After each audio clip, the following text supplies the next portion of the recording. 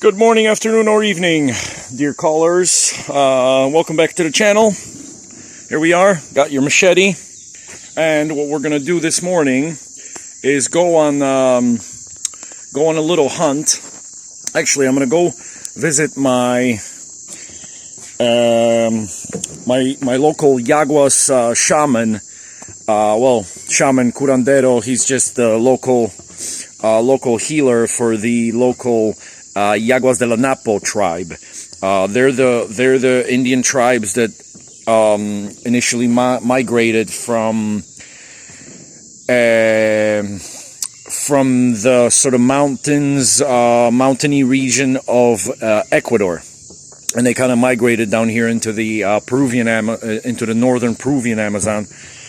And I think all put together, there are only 8,000 Yaguas, indigenous Yaguas left living currently today, and that's dispersed over the Colombian Amazon, Brazilian, and Peruvian. But they're all different factions. Like, for example, the ones behind my lodge here, they're actually the Yaguas de la Napo. Then you have the Yaguas de Putumayo, Yaguas the Amazon River. So whichever sort of river regions they came from, they have their own faction. But in any case, what we're going to do is we're going to try to ask him, because apart from being the local healer, he is also an excellent hunter. So he goes out every 2-3 weeks, hunts a few animals and things like deer, wild boar. There's various sort of possums, river wolves, and things like that they hunt, of course, to sustain themselves. So basically, what we're gonna go do is go try to get one of these, husks or teeth, because oftentimes they'll shoot a jaguar, a crocodile, a boar, and all these animals either have canines or they have these husks on them. So I've got a client from the United States who is interested in purchasing 3 of these husks. So what we're gonna do on our mission this morning, it's about 7:30 in the morning, current time, and we're gonna go pay a visit to my local healer Salvador, and ask him if he's got any, because all I've got is one, which he gave me. I don't know if you guys can see it, but he gave me this one a few years ago, and I've sort of kept it. I've kept it for myself. But yeah, I'm gonna go and check out Salvador. So without further ado, let's take a walk. It's only about a 10-minute walk to the Yaguas village. So we're gonna go right out the sort of side of my property here. I got some work going on here. Nice one. It's for my North 40 spooky walkway. Well, in any case, there's my water tower. Bam! Bam! Might have to chop our way through a little bit. It's been about 2-3 weeks since I walked down here. But the path is still here. Shouldn't be too bad. So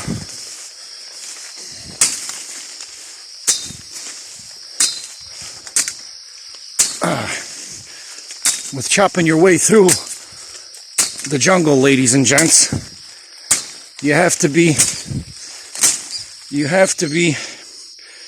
very careful, as there are quite a bit of a lot of wasps' nests lurking in the shadows, and if you happen to hit one of these, well, you better cover up.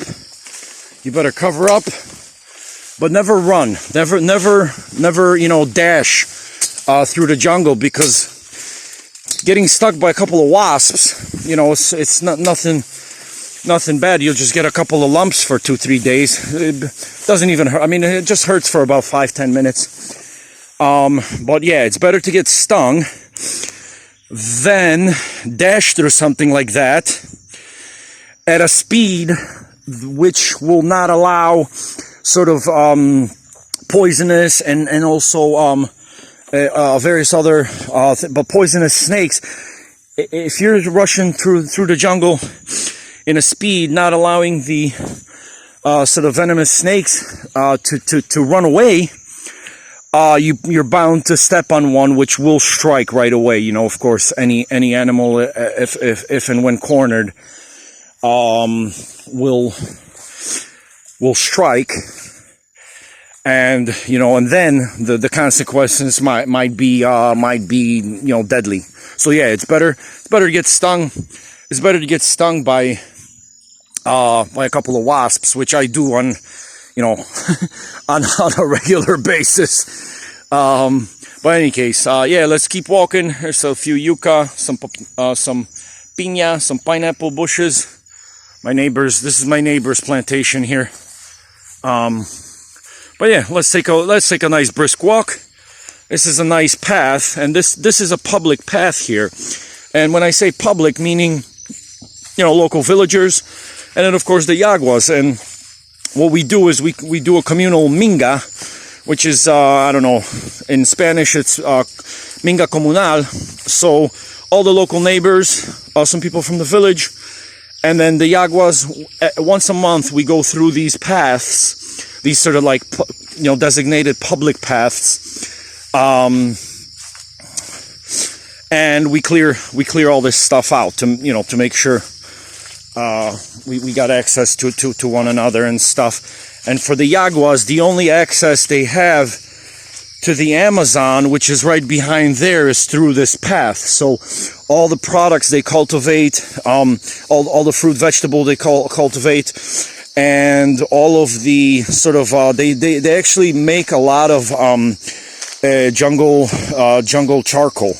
So so of course that's a huge product for them, because, you know, all of the, maybe every single one of the 5 or 6 or 7, 8,000, maybe even more restaurants in Iquitos uses this natural wood charcoal that's made right here in the forest.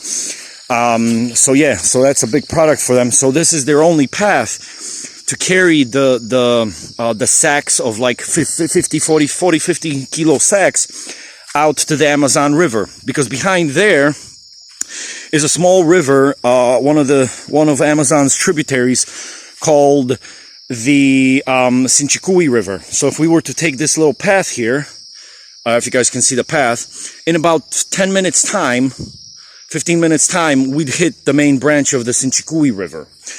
And so that's another access to the Yaguas villages, you know, of course, set back a little bit from the Amazon. But they only, that river, like when the rivers recede in from June to December, for about 5 months, the Yaguas don't have access. I mean, don't have real access where you can go there with a big boat to transport product with.